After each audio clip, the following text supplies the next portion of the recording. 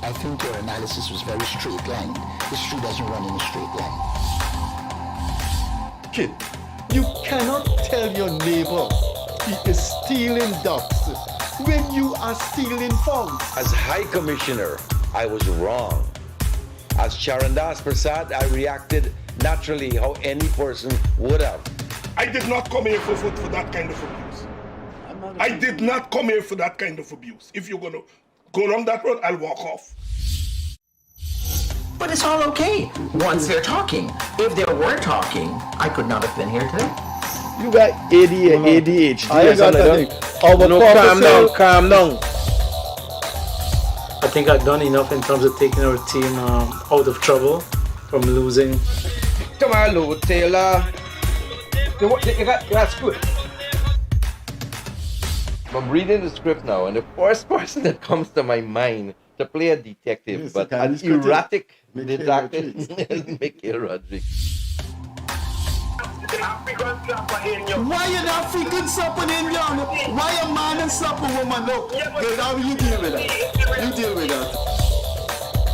We must encourage platforms like this because it brings together different people and allows for discussions to take place in our country on a multiplicity of fundamental issues. Gildarie, you apologizing for something you think I did is wrong. I don't want you to do that, and you should not have done that.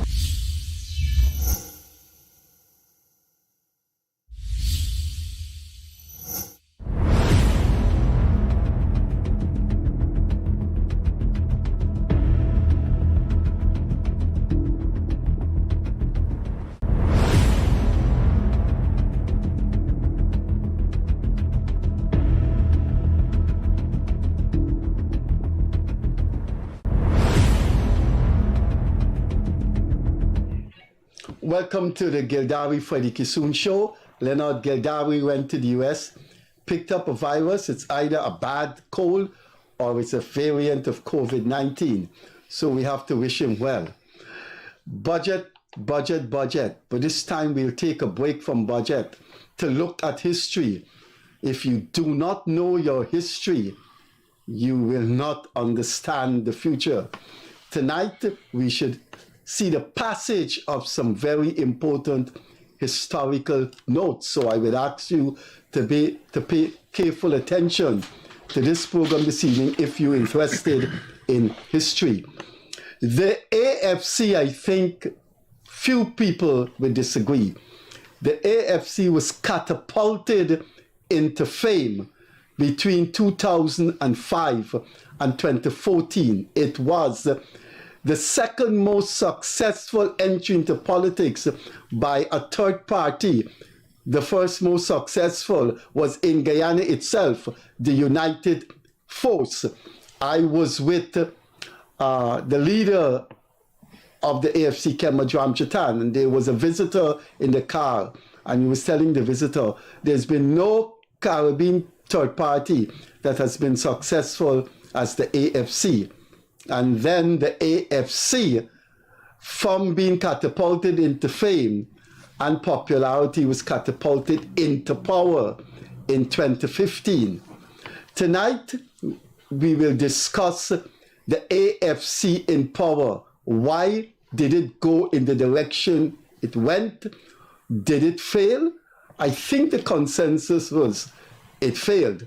But there may be a difference of opinion. There have been no written analysis of the AFC in power 2015-2020.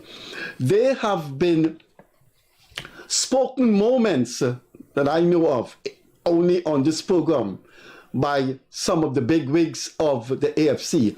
Former parliamentarians Michael Carrington and Odwin Rutherford and Virginia Bissessar and Leonard Craig. I know only of this program, those four people have spoken about the AFC and why they thought it failed and didn't go on beyond 2020. And then we had Dominic Gaskin.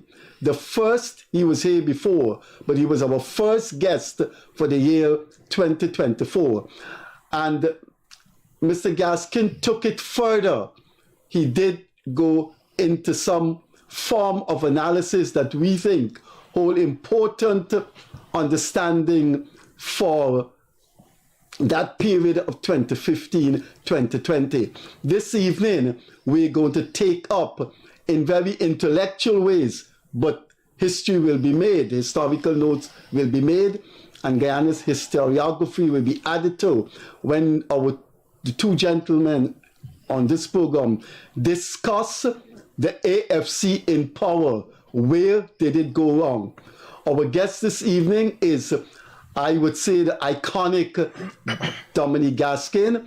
I would think there are very few people in Guyana who would not extend a hand of admiration for Gaskin. And I think he has left his name in the textbook.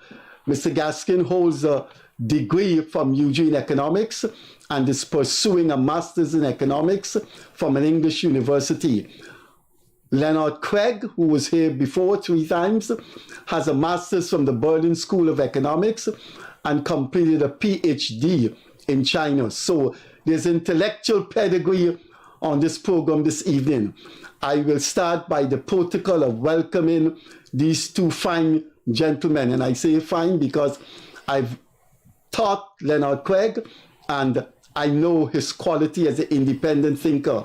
And I don't have anything further to add to the character, the positive character of Dominic Gaskin. I will do the protocols, then read a critical statement of Leonard Craig on the first appearance of this year of Dominic Gaskin and what he had to say about the AFC. So, protocol first, Leonard, it's always a pleasure. And of course, the iconic Dominic Gaskin. Now, ladies and gentlemen, in Guyanese, wherever you are, please listen to this statement by Leonard Craig in his last Monday column in the Chronicle. I quote, and it's a bit of a long quote, but it is the foundation of this program this evening. Gaskin said that there were several administrative and conceptual issues that the AFC did not agree with. But the AFC wanted to protect APNU. It wanted to do everything to ensure that the coalition experiment worked. Gaskin further admitted that in so doing, the AFC allowed its own principles and those contained in the Commonwealth Accord to be compromised. One major item being the lack of inter-party dialogue at the political level. In Gaskin's opinion, there were no single earth-shaking issue that should have caused the AFC to walk away from the partnership. Gaskin also believed that if the AFC walked away, APNU would have ruled alone.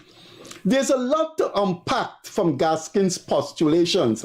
His analysis is shallow and reflects the manifest lack of depth and political wit that existed within the top tier of the AFC leadership. Now, here is an important part for understanding political culture in Guyana. I continue, but I would like to advise you, this is the important part I find in Craig's emanation. I wish to state categorically that this posture was almost exclusively held by those with ministerial portfolios and was for the most part at odds with other executives, members, and financiers. This is at the heart of why Nigel Hughes resigned as party chairman. That said, due to space consideration, I will deal only with one issue. The moment Granger was sworn in, he set about to dismantle all forms of party-to-party dialogue. He substituted it with executive power. In that, weighty matters were dealt with through the cabinet mechanism. Granger rebuffed every effort to convene inter-party summit. Not a single one was held. That was the beginning of the slide towards a one-term existence. This singular action effectively negated the terms of the entire Commonwealth Accord. It dismantled the AFC negotiated guardrails. This meant that in practice, the AFC was essentially another party in APNU, ruled by one Ayatollah. That is why Gaskin and his cabinet colleagues could only envision a singular outcome to challenging Granger to maintain the canons of the Accord. it would have broken up the coalition and the PNC would rule alone. So they fell in line. They were unperturbed, and even though the major tenets of the accord were being dismantled before their very eyes, just for the taste of power. One example would suffice. The accord was negotiated. The Ministry of Home Affairs, as existed at the time, was to be administered by the AFC. Granger's first action as president was to strip the ministry of several functions without any utterance of dissent from the AFC. In essence, they consented to dupe the electorate that the accord was functional when it was not. Executive action was substituted for hardcore politics. As a result of the over-reliance on administrative process, the government as a whole, and the AFC in particular, became detached from the electorate and its support base. The political antenna were lowered, their political senses deadened, their community feelers numbed. By the very nature of relations established by Granger, coupled with the tacit collusion of the AFC, it is not surprising that the experiment ended in failure. Mr. Gaskin, you just heard that. It is an analysis of what you said on this program. Therefore, I will ask you if you want to respond to that, or you prefer me to ask Leonard, if since you wrote that last Monday, there's any shift. What? I'd like to make a few comments on it, not necessarily a comprehensive response. First of all, good night to all your viewers, and also if Leonard Gildarie is listening, good night to him also, and I hope he recovers quickly from his illness. Two immediate points. I don't think I ever mentioned protecting APNU. You're free to go back to the recording. I never mentioned that. Protect the coalition. Protect the coalition. Preserve the coalition. Right? That was one thing. And secondly, I believe it could be an oversight on Leno's part, but I believe we had one inter-party meeting very early in the in government.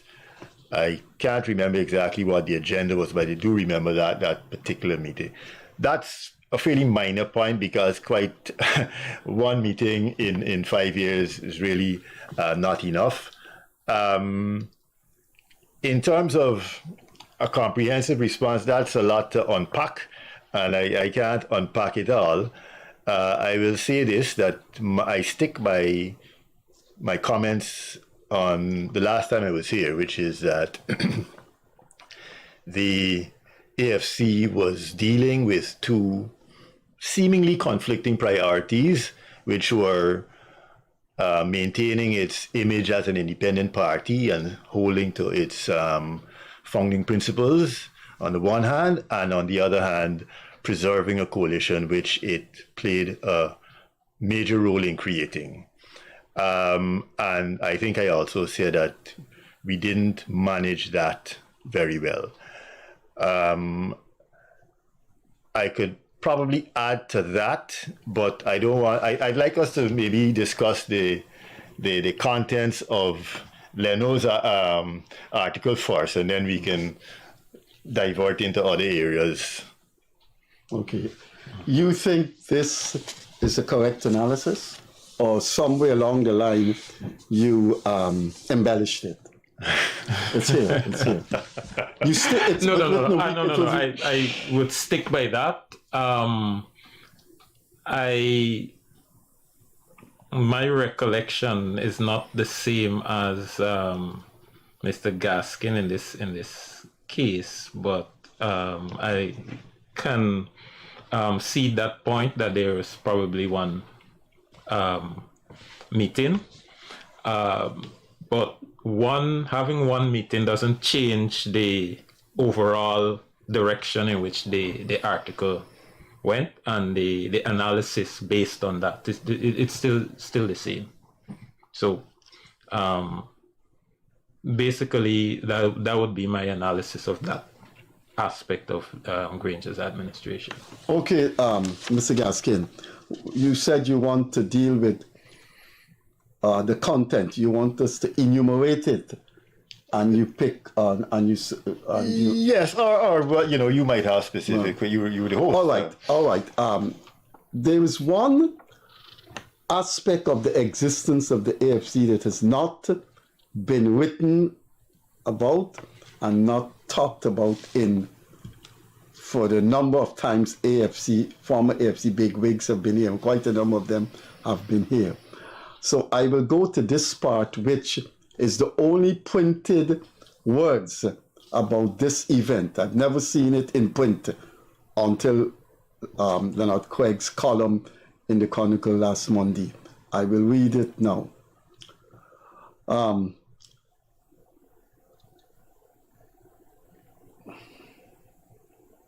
I wish to state categorically that this posture was almost exclusively, the posture he's talking about is the position Mr. Gaskin took at the beginning of this year on this program.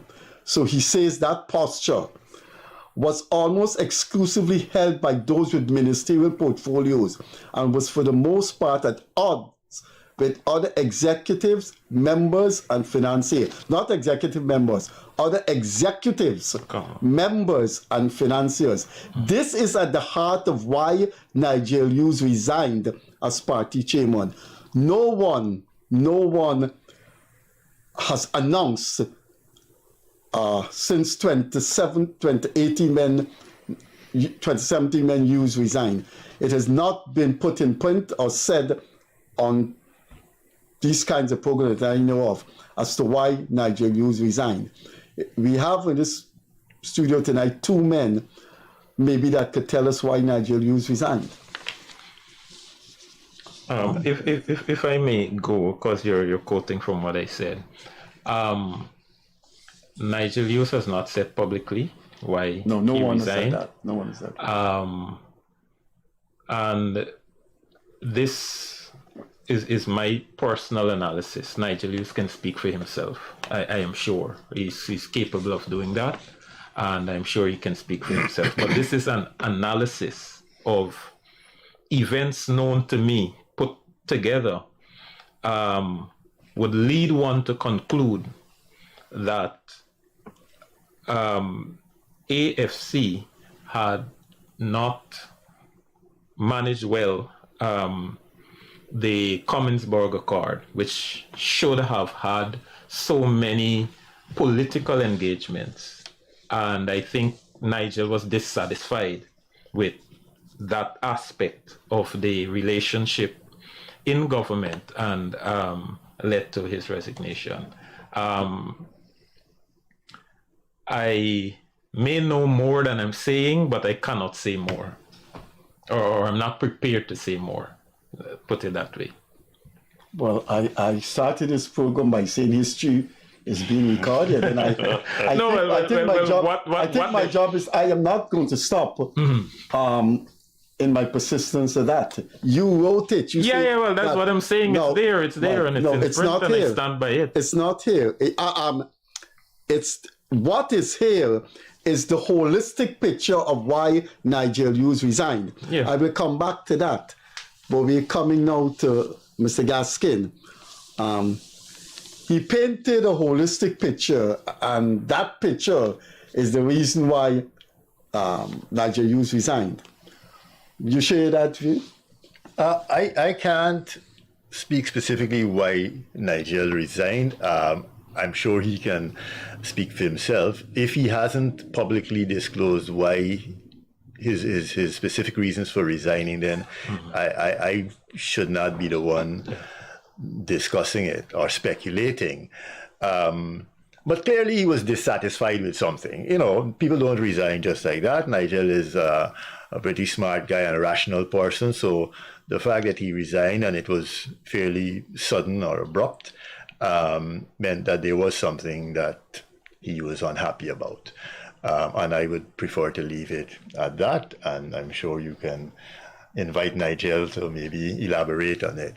But I wanted to say something because I think we're talking about the same issue here, and perhaps we're coming at the same issue from 2 different directions. I mean, my approach was simply to point out a mistake and offer my opinion on why I believe that mistake occurred. I think Leno has gone into specifics about the mistake and highlighted perhaps the extent of the problem. So allow me then to go into, or slightly more specifically, I said before that we didn't manage that relationship well. I honestly believe that we should have taken the time to map out a very clear strategy for how we would manage our relationship with APNU, and that should have been done as a first order of business after the elections, after we won the elections, and it should have been for the duration of the of our term in office, because the dynamics of that relationship would logically change as we approached the end of the term and had to either renegotiate or find some other means of participating in the next election. I think we failed in that regard. And I think we opted, maybe unwittingly, to address issues as they arose, on a one-on-one basis. And that's never a good approach. And clearly, I think the results that we saw, or the outcomes that were achieved, reflect, that approach and that unsuccessful approach to managing our relationship with APNU. So the bottom line is, I was a part of the leadership of the party. So was Leno. So were many others. I accept that we did not do what I just said we ought to have done. And in that regard, I think that was a mistake on the part of the AFC. Well, no, you have your say then. I will contradict, because I think it's my job to contradict something both of you said about why Nigel Hughes resigned. I will come to that.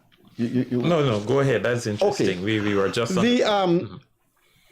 we have two former big wigs in the AFC. Leonard Clegg was in 2011 and 2014 a very serious, centrally placed campaign manager for the AFC, then became Deputy General Secretary from the AFC, then became the personal aide to the Minister of National Security.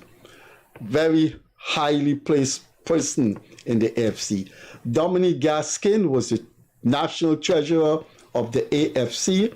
He was in the AFC's hierarchy, was present when, I think both of these gentlemen were present when ministerial portfolios were being assigned, and he was the Minister of Business and Tourism. I think people out there looking would say, why Craig doesn't want to discuss, he can't discuss the Nigel Hughes thing, but why would Dominic Gaskin not give his opinion on what happened? Mr. Gaskin, you can't tell anyone that they should go to the US and find out why Trump lost to Biden. You must have opinion on why Trump lost to Biden. You must have an opinion of why a disagreement occurred in the Trinidadian government or something. Is it methodologically sound to say, I don't want to comment on this, and it's for Nigel to comment on it? You can give your opinion? I can give my opinion. I think I gave my opinion. I said he was dissatisfied with something. I can go a little further. He was dissatisfied with something specific that had occurred. And you alluded to the AFC's relationship with APNU. And I don't think it's a secret that we had a meeting And that A meeting retreat at the Outer that Town meeting was Convention reported Center. on in the press. No, it was not. Yes, it was. It was reported on. I think the AFC issued us a press statement, but don't quote me because no, they didn't issue a press statement of what went on. It just said that. No, but I think there was a the press decisions release. made were issued. Yes. I think there was a press release that was issued. Yeah. Further, for whatever reason, and I can't recall, the leader of the AFC, I believe he was leader at the time, Kemraj, right, was not at that meeting, and therefore did not participate in the discussion that led to that particular press release or press statement, and I can't remember what it was. So, I can't give you any more information. Okay. But I think that was the underlying issue that led to some amount of dissatisfaction on, I guess, the part of both the chairman and the leader of the party, which eventually culminated in the chairman resigning. That's as far as I will go because my memory is fuzzy, but a lot of it is in the public domain in terms of the statement that was issued, as well as, I think, reports on the resignation of the chairman. Well, those were what I would say, the formalistic report. The retreat was called from public statements to relook at the extensive jurisdiction of the Ministry of the Presidency. I know that was the raison d'etre of the retreat. It was a very important retreat, so I don't know why Mr. Ramjatan was not there. But from the press statement, it seemed that there was a little confrontation between the General Secretary, David Patterson, and Hughes. Now, what could be coming out to Leno? What was the problem with the ministry, the jurisdiction of the Ministry of the Presidency that would have led to a retreat? And that retreat led to the resignation of the chairman. You're asking me a question based on things that are in the public. I think part of the statement... I don't know about the things in the public. Part of the statement asked that the heavy portfolio of then Minister of... the Presidency, Joe Harmon. Yes. He was called Minister of State. His portfolio was extremely heavy, and some things in his portfolio conflicted with what was in the accord. And so the AFC was saying, man, shift a little more towards the accord, and if you do that, then one or two items will not be under Mr. Harmon. I think basically in a nutshell that is what was discussed at the retreat. But beyond that, there was an agreement in the accord that said the Prime Minister will be a key component in determining the shape of government. In other words, what ministries and so on, right? Obviously, people out there might say the president has the executive power and only the president has the executive power to do that. But the president indeed does. Under normal circumstance, the coalition was not a normal circumstance government. It was an extraordinary government, and extraordinary steps needed to be taken to run the government. And if you agree in the accord that the Prime Minister is responsible for the shape of government, and I'm saying this without fear of contradiction, that when the president was sworn in, the president then issued a list of ministries to the AFC, for which AFC did not have a major, I think there were comments here and there, but they did not have a major say. And the accord specifically says the AFC, through the office of the prime minister, it would be responsible for that shape. Not that you remove it or yank it away from the president. What that simply means, the president has the executive power to do that. And the political power is with the prime minister, because that's what you agree to at the political level. It therefore meant that the president and the prime minister were supposed to sit together and map out, and obviously the AFC as a party would have a shape they would like to see the government take. And you'll bring that to the president and you sit down and discuss, and then you say yes, no, here, there, and bargain, and then you end up with what the shape of the government will look like. That did not happen from day one. And that dismantled one of the clause or one of the pillars of the Commonsburg Accord. And I'm saying this was from day one. And it therefore means then that if there wasn't a peep from the AFC, you're setting yourself up for that to continue throughout, which it did. And there were people in the second tier, as to use your definition, how you define leaders in the AFC. For those who were in the second tier leadership, many of us were speaking out. We were saying, and at that summit that you're referring to, we went to that summit and said, look, these things, this is only a few months into the government, and these aspects of the Commonsburg Accord were already being dismantled.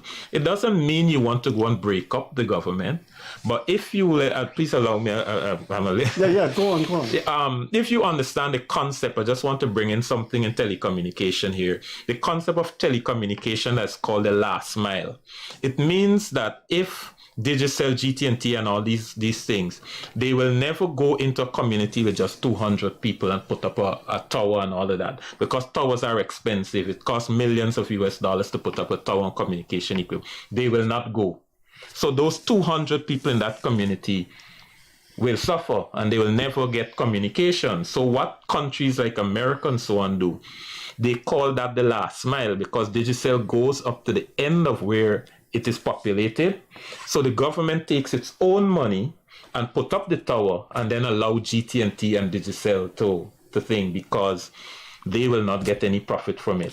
But the last mile is very expensive and very valuable. And that is what AFC provided for the coalition and provided for the PNC to be in power.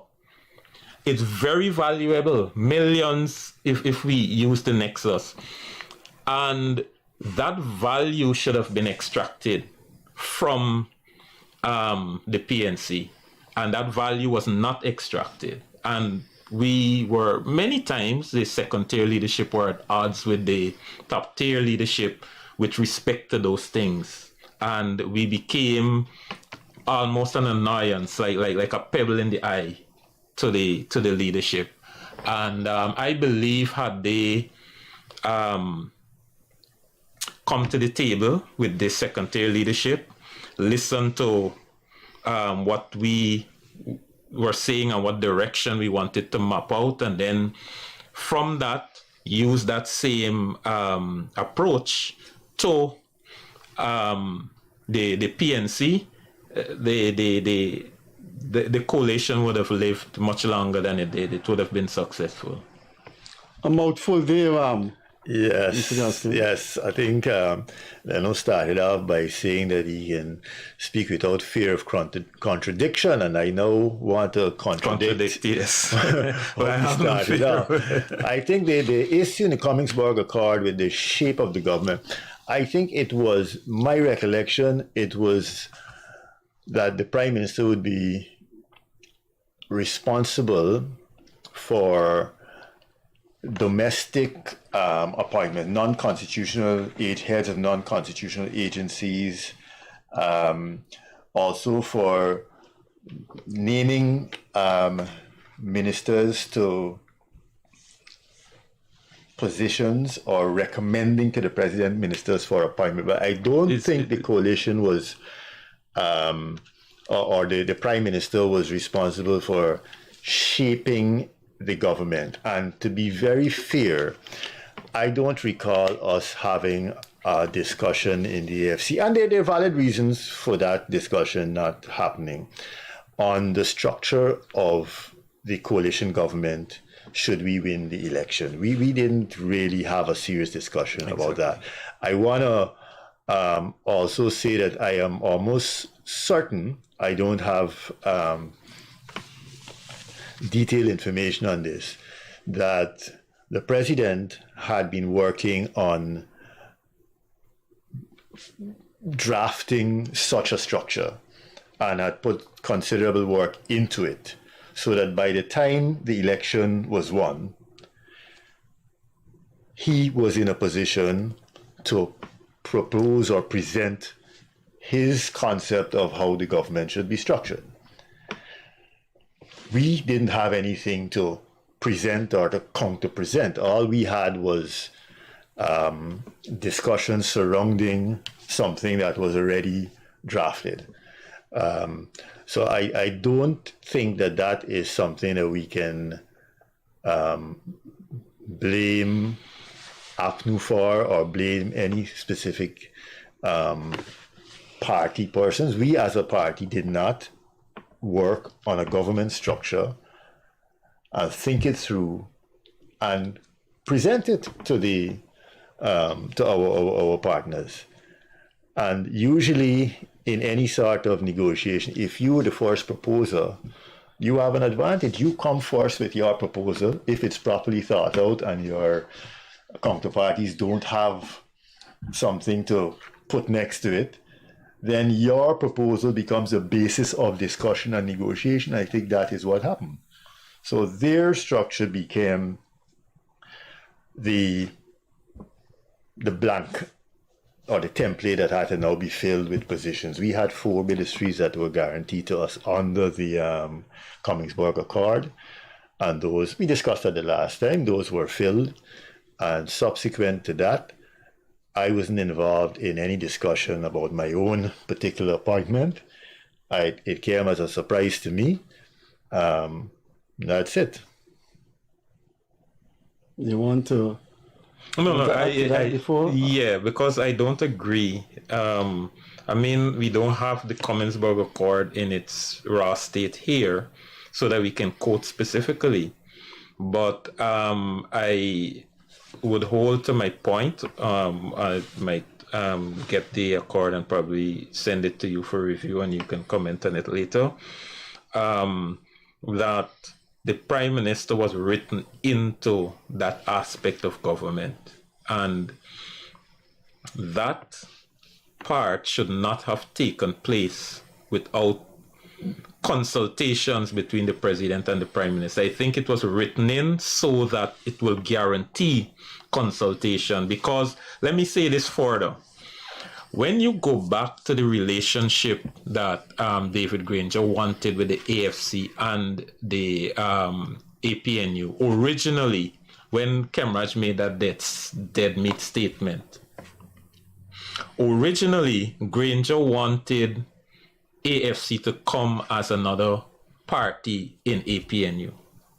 And that is what dead meat statement was all about, that if we only do that, we become dead meat. So now if you're going to negotiate a coalition agreement, you first have to ensure all those things that will make you dead meat are taken care of, and it was. And so it was written in such a way that the APNU cannot just come on the table and throw and say here, because what Granger wanted was that AFC, if AFC was awarded, let's say 7 ministries, that you just send me a list of 7 and I will put them where I determine. And AFC said no. And the mechanism for that no to stand was through the Prime Minister, that the Prime Minister will sit down and negotiate with the President, and then, determine the specific appointments. And I'm seeing that did not happen because Granger sat by himself, worked out what the ministries will be under his executive authority, and handed it to the AFC. And apart from peripheral discussion, there was no discussion on the AFC side with respect to the shape of government and all of that. And I believe that was a critical and fatal mistake. Dominic, can I just ask? yes, Let's get to the specific, because sometimes we disagree, but we don't know specifically what we disagree on. I am saying that the fatal mistake was the AFC not having a carefully thought out cabinet structure, government structure to put on the table. And you cannot have you cannot not have something to put on the table and want to argue with what is the only thing that's on the table. You can't come late to the meeting and want to, get back the time that. So I'm saying we placed ourselves at a disadvantage by not having a carefully thought out government structure to put on the table for discussion. Yeah, I agree. But there were some things that were blatant. For example, one of the things I mentioned in the article was that when we negotiated the Ministry of Home Affairs, it was supposed to be the Ministry of Home Affairs as it was, as presently constructed in 2014. And it therefore meant that while Granger had the authority under the Constitution, under political agreement, he did not have such authority to strip that ministry. If nothing else was discussed, that should have been discussed. By stripping you mean the immigration? Divide it and move it. There's a ministry of you had to come and discuss that with the AFC before doing that. Maybe the AFC would have agreed, but there was no discussion. AFC had no knowledge that Mr. Felix would have been appointed, and so on. Dominic, I want to take issue with you because I think a majority of people watching this program will probably take issue. I wonder, I know you believe, because you repeated twice, in what you have said, but maybe others need to point out the pitfall of that position you have taken. Your position is this. Let me summarize it. Look, you have two major parties in government. One came up with a blueprint. The other didn't. So that blueprint is there, and that blueprint being worked on. We didn't put a blueprint, we didn't put a manual, we didn't put a dossier on the shape of government, the shape of governance. The party with that, therefore, has an advantage. Having said that, that theoretically is sound. But now we come into the realpolitik of politics, and we come in now to practical politics and accountable politics. Even if you didn't put something on the table, there had to be a point where after a foot was taken, after a yard was taken, after 3 yards were taken, you got this blueprint on the table. But shouldn't somewhere along the line you said, all right, we don't have this manual to guide us, but it don't mean you're going to ride roughshod over us? I'm not saying, I never got the impression that we were being ridden roughshod upon. This is different. Leno's perspective is different. I never got the impression, at least in the initial days in government, that we were being taken advantage of per se. What I knew for a fact was that in our party and in APNU, there was an intense, competition for whatever positions might be available. And I'm sure we can ask the current government, or persons high up in the current government, what it's like in the immediate aftermath of an election victory. And anybody will tell you that you have now to start dividing the pie, and that is not an easy job. You have pressure from all sides, from all quarters. That's the reality, and that's the realpolitik. There's a lot of horse trading involved. So what we're looking at is a situation where you have two parties who are now in government, and there's an accord that stipulates a certain arrangement, and those two parties now have to work out that arrangement. One party has the power constitutionally and will use that power to its full advantage, even within the context of the accord. What we did not get was the position of cabinet secretary. That was, I think, the first very clear and blatant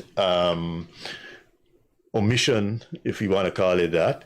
And the other thing that happened was that in the accord, there were supposed to be two AFC vice presidents and one APNU named vice president. That also didn't happen. It ended up with 2 and 2.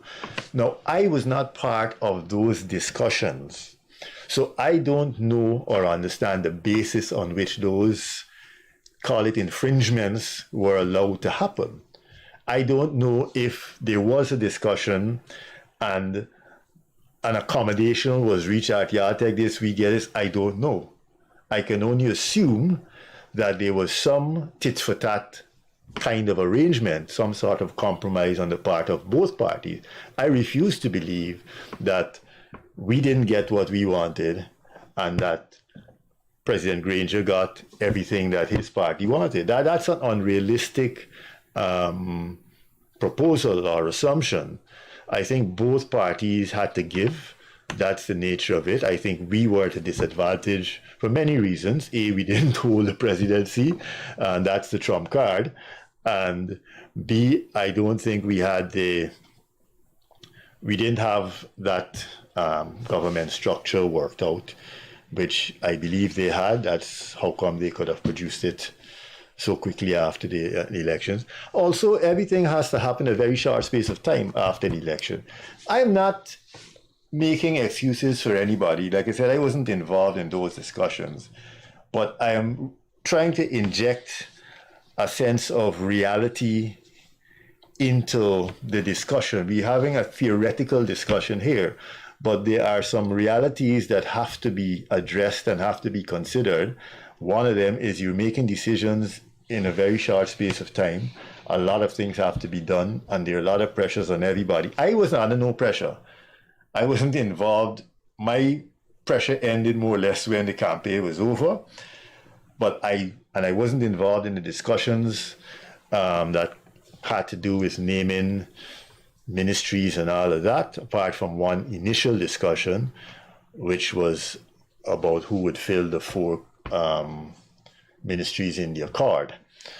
But I understand, and I could see the pressures that everyone was under. And I don't ignore when people are under pressure and pretend that it doesn't happen, because anybody who has to get certain things done and make decisions under pressure, it's not the same as sitting at home and looking back at things in hindsight and criticizing. Decision making is very different from offering opinions and from commentary. Decision making has a lot of consequences and requires a lot of compromise. I don't know the compromises that had to be made or were made, or even if any were made at all. But I'm just saying that there's a lot we don't know. And this discussion is not informed by the persons in the room. I was not in that room, so I can't say what was traded for what. But I didn't come out feeling that, we were terribly beaten up or whatever. I think a lot of people out there recognize that the AFC, for a small party, got quite a lot, especially for a relatively new small party. That's I don't think I don't think you will agree with that. No, and no, the no, reason why I you wouldn't can't. agree with that, it's here. Yeah, I can't. You said the AFC was beaten up on. And here why, and I also said that, and Dominic just confirmed it, that the view held was mostly by the ministerial core that no, AFC wasn't beaten up upon. AFC gotten quite a lot for the size of the party and all of that. Let's don't quarrel, let's move forward. And as I am saying, that view was not held by the majority of the membership of the party. It was that wasn't the view held. And I think at that point, somewhere there, the leadership of the AFC got detached from its support base, from its activists. The leadership of the AFC did not even set anything in motion for its councillors. So AFC councillors went through almost that entire 5 years. I'm talking about regional councillors that were elected at the same election. And they never had a caucus. There was never regular reporting, say come and report to us what's happening at the council and directions given and all of that. These people were there literally paddling their own canoes. And there were people in almost every region. Well, not in almost, in every region. While you were in government, your councillors switched sides. It happened in Region 6, it happened in Region 4, it happened in Region 3, it happened in Region 2, in every region. And the reason why these things could happen is because of the detachment and that loss of connection. So the leadership couldn't hear the complaint in the, using your term, the real politique way. They couldn't hear those comments, and they couldn't feel it. And that is why in my last line I said if their feelers were dead and their connections were severed. And in that, the ministerial core was kind of paddling a different canoe from the rest. You have a train going and you pull out that pin and the locomotive part is going and the rest just trailing at its own pace. Chuku, chuku, chuku, chuku, but the locomotive just gone, right? And I think that is what occurred, and I could understand why Mr. Gaskin has those sentiments, because again I'm saying it was exclusive, almost exclusive to that leadership, ministerial leadership core. I was avoiding that particular aspect of it because I think it's loaded with a misunderstanding of leadership and of the I guess the reality and even of the dynamics of the actual group that you're alluding to. First of all, you were speaking of those who held ministerial portfolios as if this was some clique who seemed to be at one on every issue.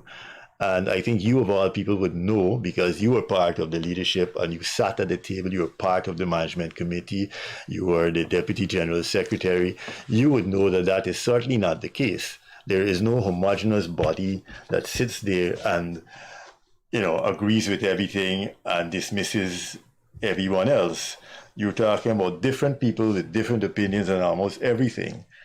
This idea about detachment is, again, I don't speak for other persons. I don't like to get into these personality issues, but certainly I, as a member of the national executive, as well as the management committee, as well as someone who held ministerial portfolio, there are very few members of our National Executive Committee who didn't have, or who I didn't have very long discussions with, and from whom I didn't hear all the things that, the complaints that have been, boiling up over the years on numerous occasions.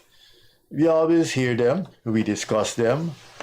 My position in many cases is, what are you going to do about it? What should be done about it? And I've always insisted that the National Executive Committee and those meetings are the forum for making all important party decisions.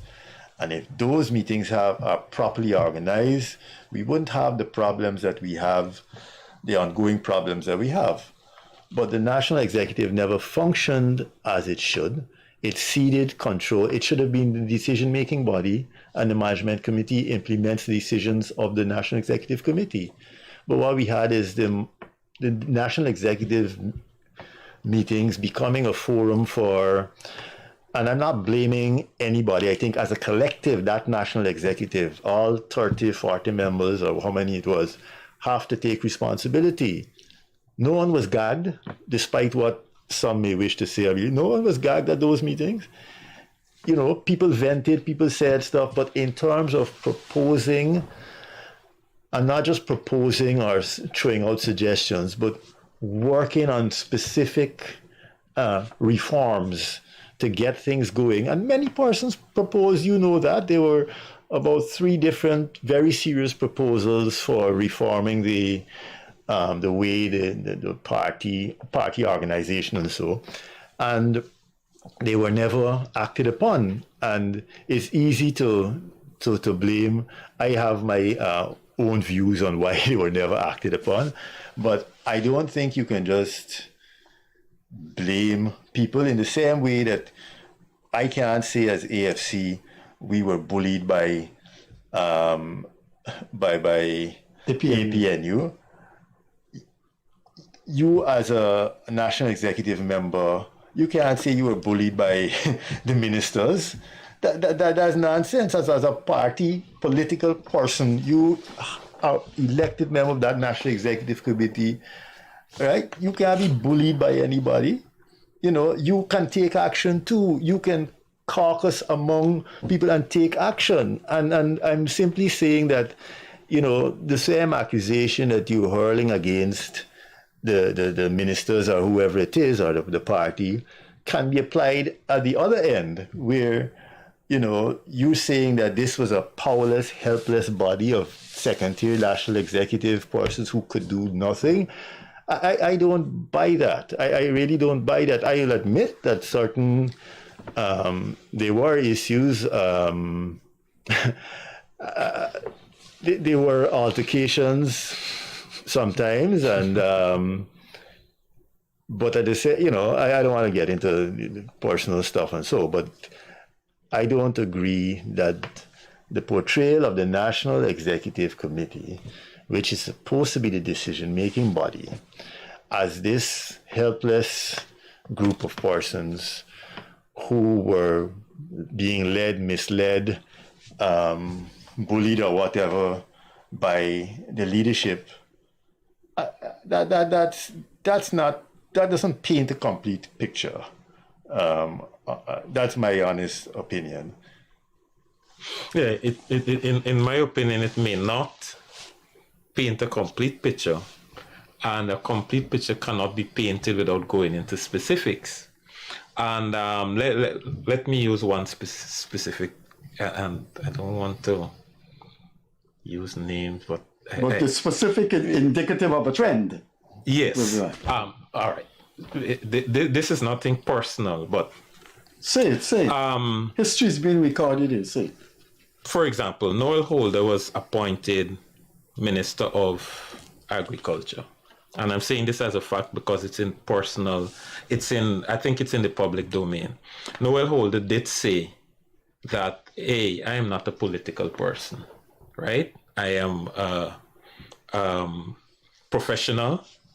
And when I go to the ministry, I will administer the ministry professionally with my professional ethics and what have you.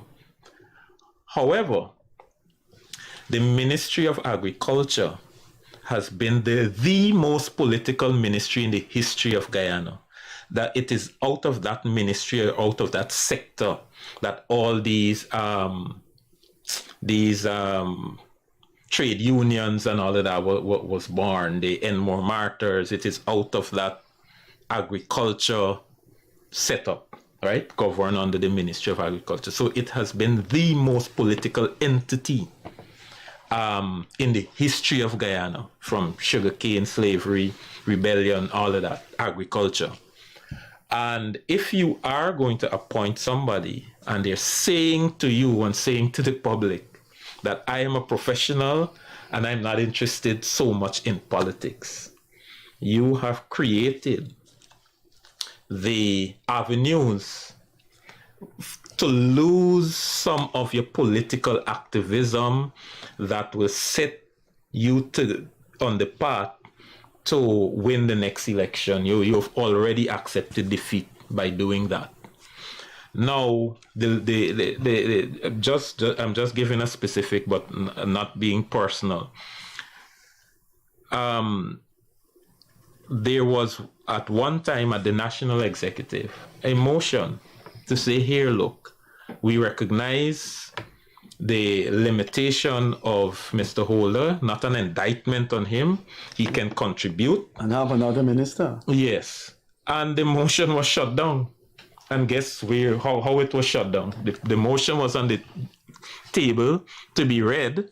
And before it was being read, it disappeared. And I mean, let's not go into any more specific than that. I was specific enough. No, we can't because of time. Yeah. Right? I was specific enough. But all I'm saying is that there were movements and contortions that made what Dominic is denying, that made that possible. You didn't have to bully anybody. You didn't have to do all of that. But there were maneuvers that rendered the rest of the executive powerless. We got to go. Let me say for the record, Dominic Gaskin is someone I admire, the position he took on the 2020 election. I have known Leonard Craig. I have taught him at university. And I find him to be one of the independent-minded persons this country has produced. To wrap up, I'd like Dominic Gaskin to tell us what is the political future of Dominic Gaskin, and I'd like the same question to Leonard Craig. I've answered that on, I think, the last program or the one before. No political future. I have no political agenda or ambition. I have said before, I'm not interested in party politics. If you're called to serve the state. Serving it does not mean you're a politician. I don't want to be if you're called to a party member or a member of parliament or a minister no, I'm not interested in that sort of politics. I have served in that capacity. It has been an honor, and I think there's room for other people to... If you're called to serve the state, Van der Straat has been called to serve the state and he accepts. If you're called to serve the state, Mr. Gaskin, I think your name travels well in terms of Guyanese who are decent, fair-minded. If you're called to serve the state in a non-political capacity, would you accept? It's a theoretical question. No, serve the state. Yeah. Not a party. No, that's what I'm saying. Politics is serving the state is not politics. That's what I'm saying. Serving a party is politics. I have no interest in becoming a politician. I like politics from an analytical point of view. At some point, I will have to support some political party, either by voting in an election or by offering some more tangible support if I think it's worth the effort. But I don't want to be involved in politics. That is what I'm saying. Leonard Craig, I've known you a long time. You've been a fine mind in politics. That's it for you? You finished? No.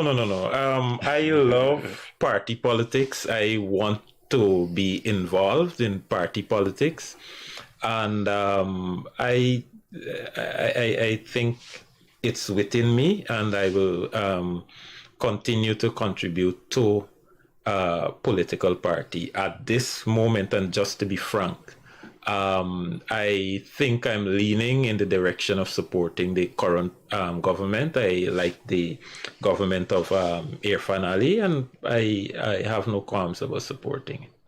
I may end on this note. But if for some reason you were to form a political party, you'll ask Dominic Gaskin to join.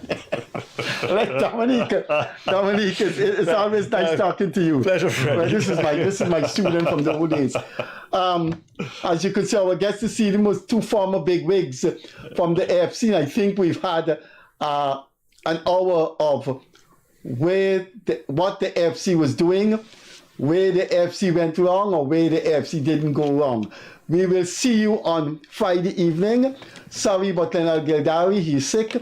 We will have more of Gaskin, if he's willing, in the future. And Leonard Craig said he likes politics. So we'll see you on Friday, as I normally say. Catch you later. Bye-bye.